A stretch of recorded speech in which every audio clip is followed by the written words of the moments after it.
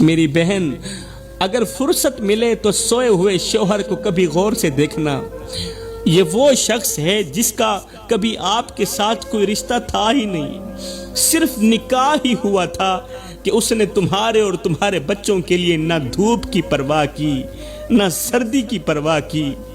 دن رات ایک کر کے تتی ریت پر کماتا رہا، اس لیے کہ مجھے کچھ ملے نہ ملے، میری بیوی کو روٹی کا ٹکڑا مل جائے، میرے بچوں کو روٹی کا ٹکڑا مل جائے. نہ تو یہ اپنی تکلیف کی پرواہ کرتا ہے، نہ اپنے بخار کی پرواہ کرتا ہے. باہر کے لوگ اسے ذلیل کرتے ہیں، سخت کام لیتے ہیں. اس نے کبھی شکوہ نہیں کیا کہ مجھ سے کیوں سخت کام لیا جا رہا ہے، صرف اس لیے کہ میری بیوی اور میرے بچے خوش رہیں، ان کی میں ہر خواہش پوری کروں. آج کلائنٹ بدتمیزی کر رہا ہے، آج مالک بدتمیزی کر رہا ہے. اس بیچارے نے کبھی محسوس نہیں کیا، کبھی جواب نہیں دیا، کبھی یہ نہیں کہا کہ میں تھک گیا ہوں، کبھی یہ نہیں کہا کہ اب مجھ میں ہمت نہیں رہی. وہ گرمی میں جلتا رہا، سردی میں کانپتا رہا، بارش میں بھیگتا رہا، مگر گھر کی دہلیز پر قدم رکھتے ہی مسکرا دیتا تھا تاکہ بیوی اور بچوں کو میری تھکن کا احساس نہ ہو. تھکا ہارا شوہر جب سوتا ہے تو ہڈیاں درد کرتی ہیں، جسم کا بال بال تکلیف دیتا ہے، ہاتھوں کی رگیں دکھتی ہیں، کمر بوجھ سے ٹوٹ چکی ہوتی ہے، آنکھوں میں نیند کم اور فکر زیادہ ہوتی ہے. مگر یہ بہادر خود کو حوصلے دیتے ہوئے دل ہی دل میں کہتا ہے ابھی تھکنے کا وقت نہیں، اے میرے جسم ابھی تھکنے کا وقت نہیں، ابھی تو میرے بچوں نے بڑا بھی ہونا ہے. بڑا ہونے کے لیے ان کے لیے روٹی بھی کمانی ہے، ان کے لیے کپڑا بھی کمانا ہے، ان کی ضرورتوں کو بھی پورا کرنا ہے. ابھی میرے بچوں کی ضرورتیں باقی ہیں، ابھی میری بیوی کی خواہشات باقی ہیں.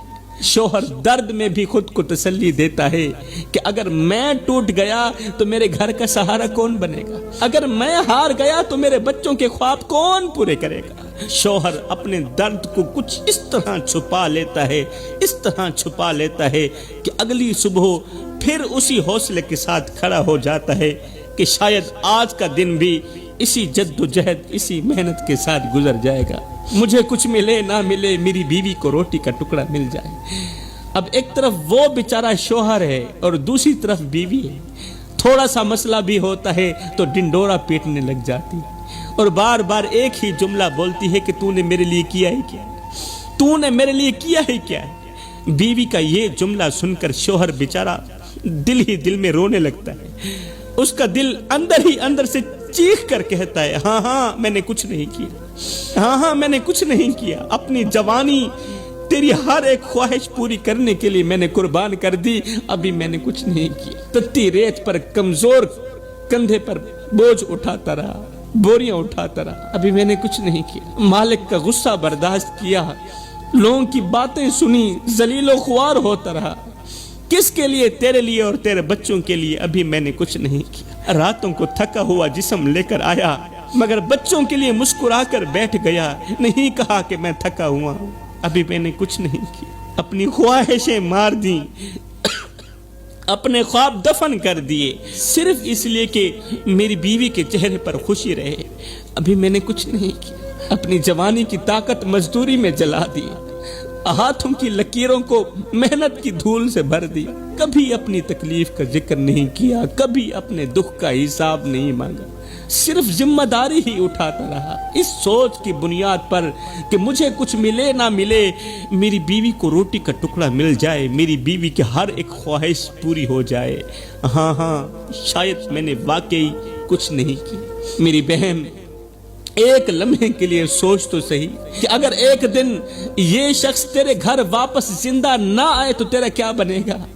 ایک دن تیرا شوہر تیرے گھر واپس زندہ نہ آئے تو تیرا کیا بنے گا. وہ دروازہ جو ہر شام تیرے شوہر کے قدموں کی آہٹ سے کھلتا ہے، کیا وہ دروازہ ہمیشہ کے لیے بند نہیں ہو جائے گا. وہ کرسی جس پر یہ تھکا ہارا مسافر بیٹھ کر سانس لیتا ہے، وہ کرسی خالی رہ جائے گی. پھر تو اسی خالی کرسی کے سامنے بیٹھ کر اپنے دکھڑے سنائے گی، روئے گی، آنسو بہائے گی، مگر اس وقت کوئی جواب دینے والا نہیں ہوگا. پھر تمہیں یاد آئے گا کہ یہی وہ شخص تھا جو اپنی تھکن چھپا کر مجھے مسکرا کر دکھاتا تھا. یہی وہ شخص تھا جو اپنے بچوں کی ایک مسکراہٹ کے لیے اپنی پوری طاقت لگا دیتا تھا۔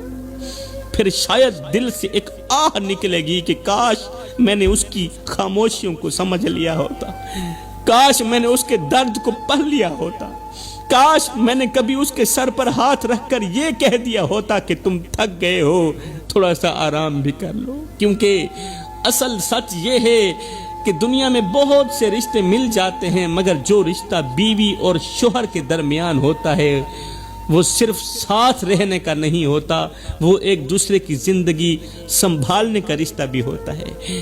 ایک ایسا سہارا جو جب تک ساتھ ہو اس کی قدر کم محسوس ہوتی، مگر جب وہ سایہ سر سے اٹھ جائے تو پوری زندگی سنسان لگنے لگتی ہے۔